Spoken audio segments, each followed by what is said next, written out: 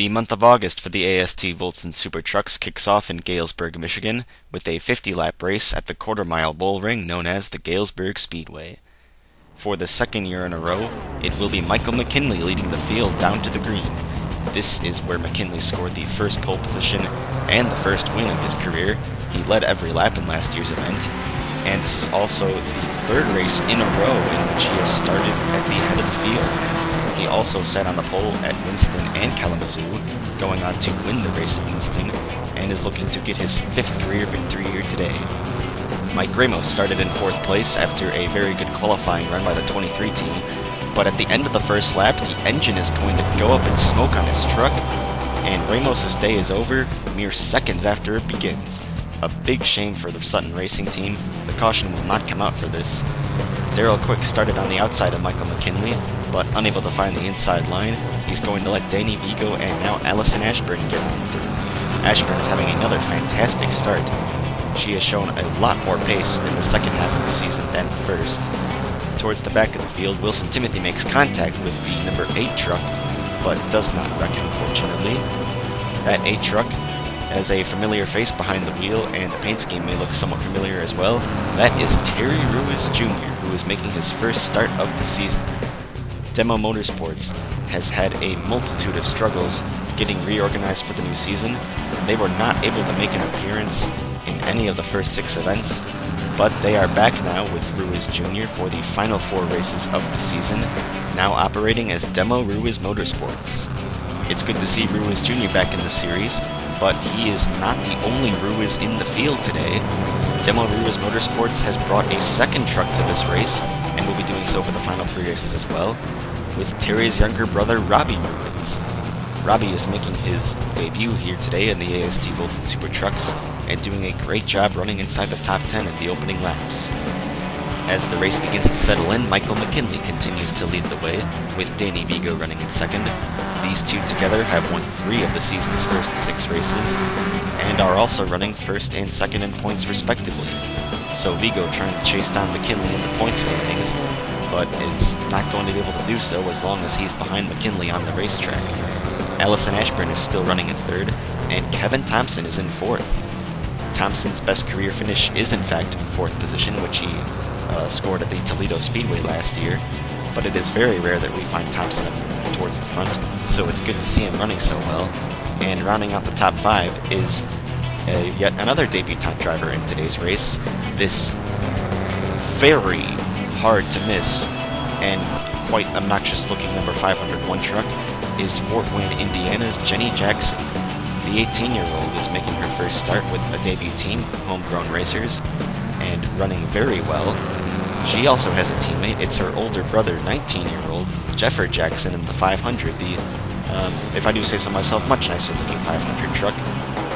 The Indianapolis-based team will be entering the remaining races this season, but Jeffer is not off to nearly as good of a start as his younger sister is, and it's not going to get much better for him as he runs into Jack Clark and spins him down the backstretch.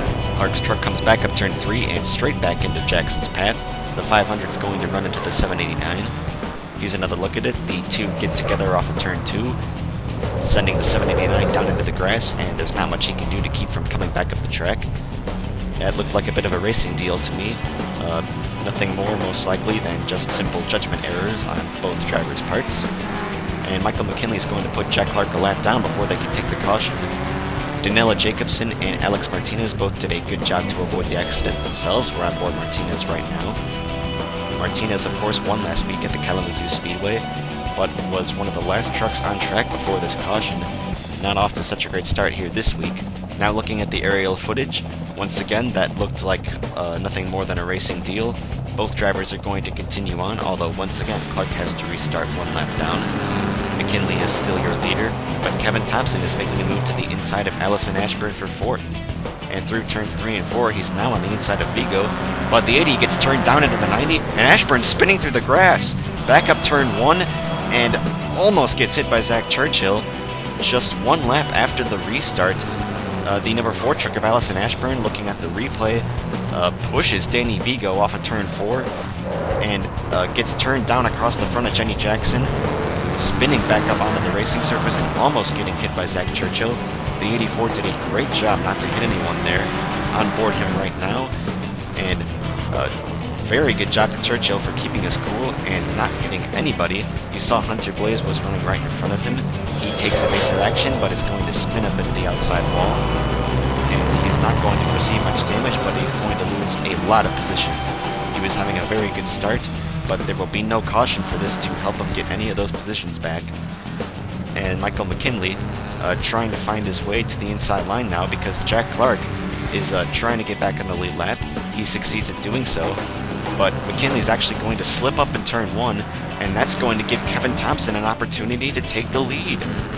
Thompson is going to clear the 99M through turns 3 and 4 and lead the first lap of his AST Voltson Super Trucks career.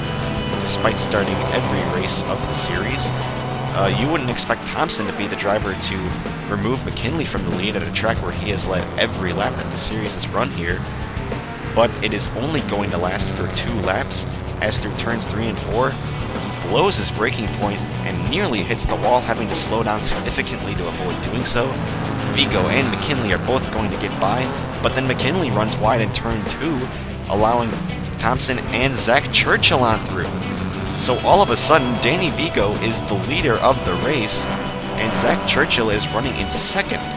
Here's another look at Thompson running wide through turns 3 and 4. Vigo was trying to get by McKinley for second place, but it suddenly became the battle for the lead, and McKinley now finds himself out front. Zach Churchill now finds himself in second place. He finished third in the points last season, but has had an absolutely terrible 2015 campaign, having a much-needed good run here today. As Michael McKinley now being passed by Allison Ashburn, he's going to run wide in turn 2 again and go off into the grass. He gets very close to the tire barrier. Luckily does not hit them, but he's going to lose even more positions. A disastrous restart for Michael McKinley has seen him lose the lead and nearly half the positions on the track already.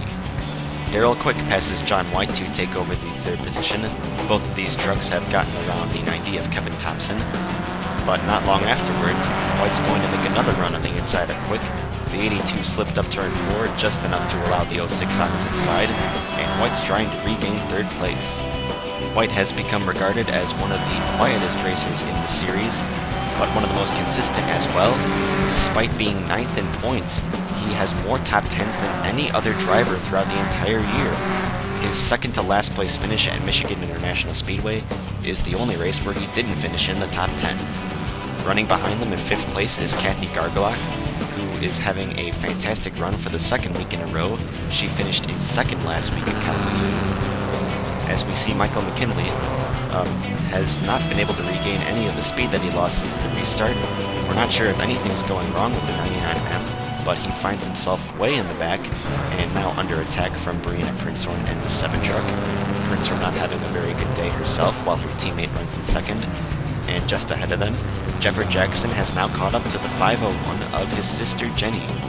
These two are known to be very competitive with each other, and Jenny has been beating Jeffer on track all day, but as the 501 slips up turn 1, the 500 goes to the inside and is finally going to move ahead of his sister, but immediately after doing so, he's going to pull into the pit lane and will drop out of the race with a mechanical problem on the 500 truck. A big disappointment for Jeffrey Jackson. He was having a very solid debut. And aside from the Jackson siblings, the other debutant in the field, Raul Ruiz, has fallen outside of the top 10, slowly losing positions with perhaps an ill-handling truck.